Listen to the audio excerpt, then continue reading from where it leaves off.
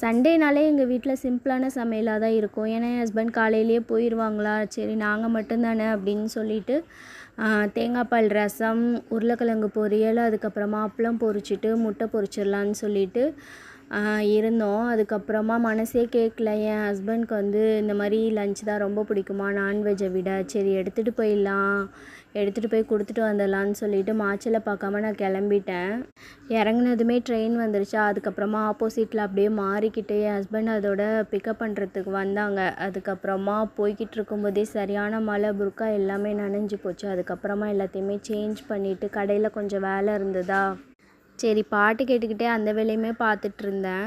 நிறைய கவர் ஓப்பனில் இருந்தது, எல்லாமே செல்லோ டேப் போட்டு ஒட்டிகிட்டு இருந்தேன். டேக் எல்லாமே மாறி மாறி இருந்தது, எடுத்து கொடுக்கும்போது ரொம்ப கஷ்டமாக இருக்குன்னு சொல்லிவிட்டு அதையுமே சரி பண்ணி வச்சிட்ருந்தேன். நம்ம கடையில் ஆள் இருந்தாலுமே நம்ம கடையை நம்ம தான் பொறுப்பாக பார்த்துக்கிற மாதிரி இருக்குது. இதுதான் உண்மையும் கூட.